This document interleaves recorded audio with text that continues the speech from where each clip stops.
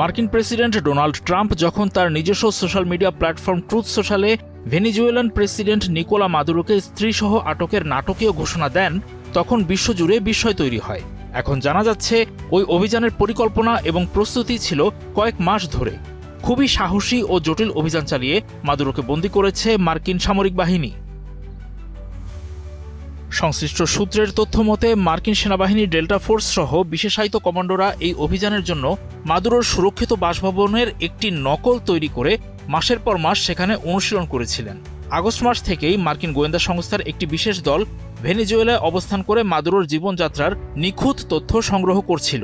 এমনকি মাদুরোর অত্যন্ত ঘনিষ্ঠ এক ব্যক্তি গোয়েন্দা তথ্য সরবরাহকারী হিসেবে কাজ করছিলেন, যার মাধ্যমে তার সুনির্দিষ্ট অবস্থান নিশ্চিত করা গেছে।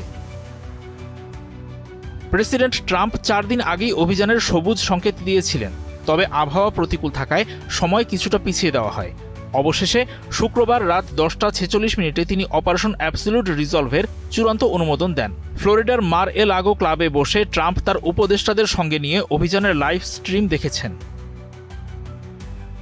অভিযানটি সফল করতে পেন্টাগন ক্যারিবীয় অঞ্চলে এক বিশাল সামরিক মহড়ার নামে 15,000 সৈন্য, একটি বিমানবাহী রণতরী এবং 11টি যুদ্ধজাহাজ মোতায়েন করেছিল। Joint chiefs of staff general Dan Kane জানান, 150টারও বেশি অত্যাধুনিক যুদ্ধবিমান ওই অভিযানে অংশ নেয়।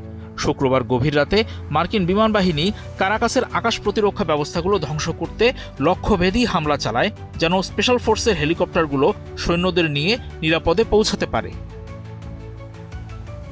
শনিবার রাত 1টার দিকে মার্কিন স্পেশাল ফোর্স এবং FBI এজেন্টরা হেলিকপ্টারে করে কারাকাসে মাদুরোর সুরক্ষিত স্থানে পৌঁছান। প্রবল বাধার মুখেও তারা ইস্পাতের দরজা কেটে ভেতরে প্রবেশ করেন। ট্রাম্পের বর্ণনা অনুযায়ী কমান্ডোদের ক্ষিপ্র গতির কাছে মাদুরোর নিরাপত্তা রক্ষীরা পরাস্ত হয়। মাদুরো নিজেকে রক্ষা করার চেষ্টা করলেও শেষ রক্ষা হয়নি। কমান্ডোরা তাকে এবং তার স্ত্রীকে দ্রুত নিজেদের নিয়ন্ত্রণে নিয়ে নেয়। সংঘর্ষে বেশ কয়েকজন মার্কিন সেনা আহত হলেও কোনো প্রাণহানি নাকি ঘটেনি।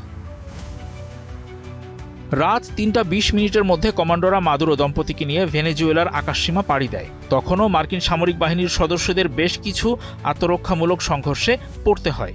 অভিযান শেষ হওয়ার 7 ঘন্টা পর ট্রাম্প একটি ছবি প্রকাশ করেন, যেখানে দেখা যায় হাতকড়া ও চোখ বাঁধা অবস্থায় নিকোলা মাদুরো মার্কিন যুদ্ধজাহাজ USS আইও জিমাতে অবস্থান করছেন। এই অভিযানটিকে সাম্প্রতিক সময়ের সবচেয়ে দুঃসাহসিক এবং সফল অপারেশন হিসেবে অভিহিত করা হচ্ছে। ট্রাম্প ফক্স নিউজকে দেওয়া এক সাক্ষাৎকারে বলেন, আমি অনেক বড় অভিযান দেখেছি, কিন্তু এমন নিখুঁত কিছু আগে কখনো দেখিনি।